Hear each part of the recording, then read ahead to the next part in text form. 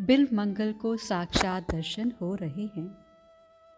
उनका वो नवल किशोर प्रत्यक्ष है, उनके सामने है। इसलिए तो बिल्वमंगल कहते हैं सोयम, यानी ये वही है। किसी ने पूछा, ये वही है, इससे क्या तात्पर्य है? बिल्वमंगल कहते हैं, इस किशोर ने मुझे चुना है। यह स्वयं चुनता है, हम नहीं चुनते। हम जीव मात्र हैं, हम कैसे चुन सकेंगे? ना हमारे पास इतनी बुद्धि है, इतनी समझ, कुछ भी तो नहीं सामर्थ्य हम में।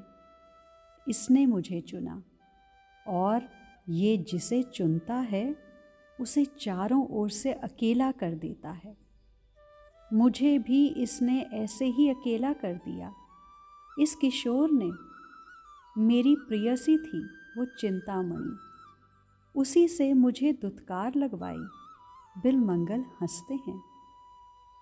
फिर वो छूट गई, तब इसने मुझे दीक्षा गुरु के पास भेजा, लेकिन शिक्षा गुरु स्वयं बना। शिखी पिछ मौली, मेरा ये शिक्षा गुरु है। फिर उस नवल किशोर ने इस रस राज्य का पता बताया। बिल्वमंगल ये कहकर मौन हो जाते हैं। कुछ देर ये शून्य में ताकने लगते हैं। नवल किशोर ने मुझे विषय रूपी गंध से निकालकर अमृत के सिंधु में डुबो दिया। बिल्वमंगल फिर बोलना आरंभ करते हैं। इसलिए वही मेरा बंधु है, वही मेरा मीत है। नहीं नहीं, बंधु ही नहीं, अनन्य बंधु है। इसके सिवा मेरा कोई और बंधु ही नहीं है। इसी के लिए तो मेरे प्राण उत्कंठित थे। कब दर्शन होंगे, कब मिलेंगे? यही तो तृषा थी मेरी। मेरे नयन भी कितने तृषित थे। ओह, आज मेरे नयनों की तृषा शांत होगी। वे मेरे पास आ रहे हैं। मेरे नयन बंधु मेरे पास आ रहे हैं। आहा, इनके नयन तो देखो कैसे रस से भींगे हैं। अभी रास करके आए हैं ना, वही खुमारी इनके नयनों में दिखाई दे रही है। इसी खुमारी के कारण इनके नयन और शोभा पा रहे हैं। बिल्वमंगल कहते हैं, आहा, ये मात्र नयन को ही सुख नहीं पहुंचाते, ये कानों में भी अमृत रस घोल देते हैं। इनकी जो सुधा वर्षणी वेणु है ना, वो कानों में रस बरसाती है। वो रसामृत है। मैं क्या कहूँ? और देखो देखो, बिल्वमंगल उछल पड़ते हैं। वो बांसुरी बजाते हुए आ रहा है, मेरा नवल किशोर। मेरी चिरकाल की कामना को पूरी करने के लिए वो आ रहा है। आहा, पूरा रस राज्य प्रसन्न है। पक्षियों की चहक बता रही है कि ये सब कितने प्रसन्न हैं। देखो, मोर नाच रहा है, क्योंकि तुम आ रहे हो। मेरा मीत आ रहा है। बिना कृष्ण बंधु न दूजा हमारा, वही प्रेम बंधु वही आ रहा है। बिल्वमंगल यही कहते हुए नृत्य कर उठते हैं। अत्यंत सुंदर बात कही बिल्वमंगल ने। बिना कृष्ण बंधु न दूजा हमारा। संसार में हमने बहुत मित्र बनाए, बड़ी पहचान वाले, बड़े प्रेमी संगी, परंतु वो हमारे बंधु नहीं हैं। प्रेम बंधु तो सिर्फ वही है, मीत तो वही है।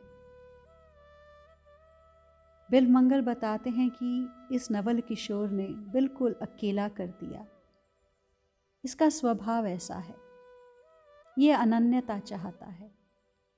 यदि आप भीड़ से घिरे हुए हैं, जिन्हें आप अपना मानते हैं, तो यह आपको उस भीड़ से निकालेगा। यदि ये आपको चुनता है, यदि आप चाहेंगे ये आपको चुने, यदि आप इसके लिए बिलखेंगे, इसे पुकारेंगे, तो ये आपको भीड़ से अलग थलग कर अपनी ओर खींच लेगा। घबराना नहीं। भीड़ में तो भ्रम है कि ये सब हमारे हैं, ये सब मित्र हैं, मीत हैं। जिस पर इसकी कृपा हो जाती है उसकी आंखें खोल दिखा देता है ये कि कोई अपना नहीं है इस संसार में। कहने मात्र को अपने हैं, अपना कोई नहीं है। और यही इसकी सबसे बड़ी कृपा है। जिसे यह चुनता है उसी पर यह कृपा करता है। साक्षात इस संसार का स्वभाव दिखा देता है। स्वार्थ से भरा है यह संसार। इसने भी तो, बिलमंगल जी ने भी तो प्रेम किया चिंतामणि से, और कैसी फटकार लगाई चिंतामणि ने बिलमंगल को। ये कृपा नहीं तो क्या है? नहीं तो उसी गंदगी में, उसी विषय वासना में बिलमंगल जी कहते हैं मैं फंसा रहता। इसने अमृत के सिंधु में डुबो दिया। ये कृपा नहीं तो क्या है? यदि हम भी चाहते हैं इसकी कृपा हम पर हो, ये रीझे हमसे, हम पुकार रहे हैं इसे, तो फिर अकेला कर देगा ये, डरिएगा नहीं। वही इसकी कृपा है। इस संसार की भीड़ इसकी कृपा नहीं है। संसार से अलग थलग करके जब आपको खड़ा कर दे तो मानिएगा इसकी कृपा है। मान प्रतिष्ठा दे तो वो इसकी कृपा नहीं है। जब अपनों से ही अपमानित कराए तो मानिए कि आज सच में कृपा हुई है। आज के लिए इतना ही। शेष आगे। श्री राधा।